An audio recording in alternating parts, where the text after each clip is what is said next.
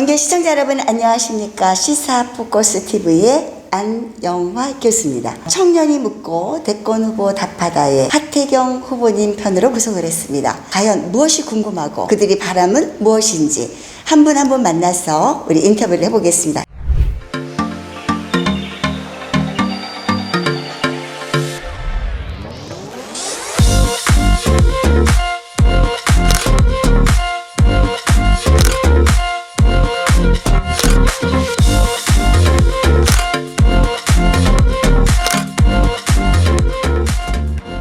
안녕하세요. 네, 안녕하세요. 아유, 네. 어디 사시는 누구신지 말씀 좀 해주세요. 경기도 남양주에 사는 김영주라고 합니다. 아, 멀리 사셨군요. 네네네. 그러면 혹시 김 선생님 어떤 일을 하시나요? 저는 자영업을 좀 하고 있습니다. 아, 네. 자영업을 하고 네네네. 있어요. 우리 대표님께 어떤 말씀이 질문이 있는지. 자, 카메라 보시고 말씀해 주시죠. 저희가 알고 있는 소상공인이라고 하면은 기본에 이제 식당 같은 오프라인을 소상공인이라고 많이들 보고 계시는데 실질적으로 대한민국이 온라인 소상공인이 많다는 거를 잘 인식을 못하고 있습니다. 그러다 보니까 정책들도 온라인 관련된 소상공인에 대한 정책이 전혀 없는 상태에서 오히려 지금 온라인 소상공인들이 배송 플랫폼이든 뭐 기타 플랫폼들로 인해서 오히려 굉장히 좀 어려운 상황으로 지금 가고 있는 상황이고 좀 빠르게 무너지고 있는 그런 구조라고 알고 계신지에 대해서 또 묻고도 싶고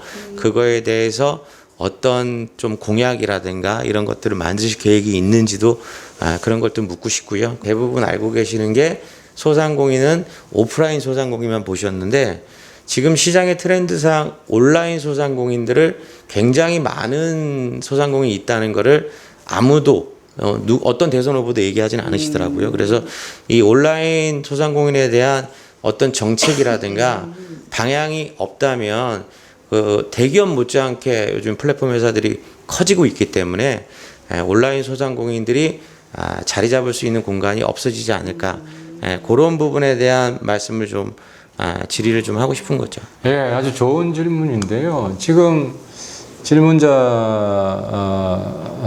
말씀하시는 거는 이제 새로운 현상인데 미국에서는 아마존에 당하다라는 말이 있어요. 그리고 이 아마존에 당하다 한국 버전이 뭐냐면 최근에 카카오에 당하다.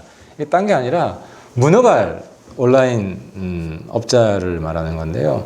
카카오만 하더라도 거의 재벌 문어발을 능가합니다. 자회사가 지금 거의 150개 이렇게 늘어난 거예요. 근데 그 대부분 자영업 영역이랑 이제 겹치는데 요즘 꽃배달도 하고 뭐 카카오 택시, 대리 택시 이런 식으로 그 이제 자기들 빅데이터를 가지고 거의 이제 독점적인 그 영역을 이제 새롭게 구축하고 있는데 그래서 지금은 과거에는 이제 재벌의 독점, 재벌의 문어발을 규제하는 게 필요했다면 이 카카오 같이 이제 온라인 문어발에 대해서도 독점 규제가 좀 필요하다고 봅니다. 그래서 온라인 시장에서 경쟁을 심대하게 제약한다든지 하는 것은 공정 경쟁을 위해서 독점 규제를 해야 되고요. 그리고 이게 또 새로운 영역이기 때문에 지금 국회에서도 법안이 지금 논의되고 있는데 그게 온라인 플랫폼 공정화 법안입니다. 그래서 온라인 플랫폼 공정화 법안이 온라인 영역에서 좀 독점을 막을 수 있도록 돼야 된다고 봅니다. 아주 좋은 질문이었습니다. 두 번째 질문은?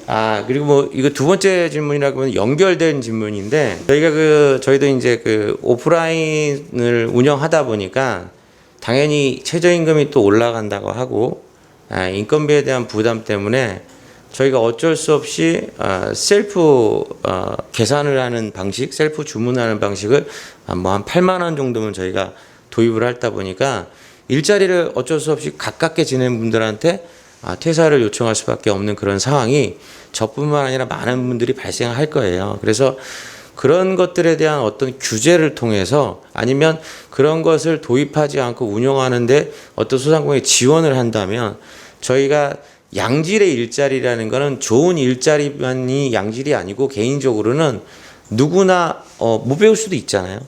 예, 그런 일자리들이 자꾸 없어지는 걸 좀 막을 제도적인 부분을 좀 만들었으면 하는 그런 아쉬움들이 있어요. 그래서 실질적으로 지금 식당들이 가장 큰 원인이 코로나가 아니라 실질적인 자영업의 가장 큰 문제점은 주변에 바로 생기는 자영업자입니다. 예. 근데 이제 더욱이나 요즘에 프랜차이즈로 많이 생기다 보니까 50m 간격으로 편의점, 50m 간격으로 식당들이 생기면서 자영업이 자영업을 무너뜨리는 구조인데 거기다가 우리가 자동화로 인해서 같이 일하는 동료를 보내야 되는 오히려 좋은 일자리들이 없어지는 구조가 지금 현실입니다. 그래서 소상공인들이 예를 들면 자동화를 안 쓰고 기존적으로 사람들과 같이 공유를 한다면 개인적으로는 그런 부분에 대한 지원이 필요한 거지 뭐 다 자동화로 해놓고서 하는데 똑같은 지원을 한다는 건 좀 정책으로 맞지 않다고 생각해서 사실 같은 맥락에서 지금 질문을 드리는 겁니다. 네, 이번 질문은 최저임금에 대한 건데요. 문재인 정부가 가장 잘못한 것 중에 하나가 이제 소득주도 성장이라고 해서 예측도 불가능하고 감당도 불가능한 최저임금에 너무 급격한 인상을 했다는 겁니다. 사업하는 사람들은 이제 어느 정도 사업하는 사람 입장에서는 기업 환경이 예측이 좀 가능해야 사업을 안정적으로 할 수가 있고요. 또 더 중요한 거는 감당을 할 수가 있어야 돼요. 근데 우리 자영업이라는 게 뭐 돈 많은 소위 뭐 자산 부르주아지가 아니에요.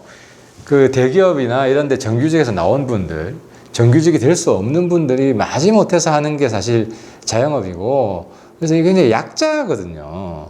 근데 마치 이제 문재인 정부는 자영업자도 자본가다. 왜냐하면 이제 노동자를 채용하고 있으니까. 그래서 자본가는 좀 견제를 해야 되고, 좀 옥죄해야 된다. 이런 좀 황당한 생각을 가지고 있어서 나온 건데요.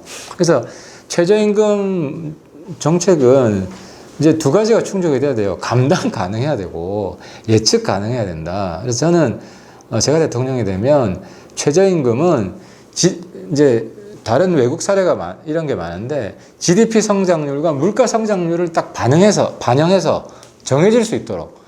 그래서 이제 올해 GDP 성장률, 물가 성장률이 어느 정도 나올 거 아니에요? 그러면 내년에는 최저임금이 어느 정도 수준이겠구나 하는 거를 예측할 수 있게끔 할 거예요. 그러면 자영업자들은 그 정도는 준비를 할 거 아닙니까? 그리고 또 두 번째는 이 정도면 당연히 감당을 할 수 있을 거다. 왜냐하면 GDP 성장률, 물가 성장률 이 정도를 반영하기 때문에.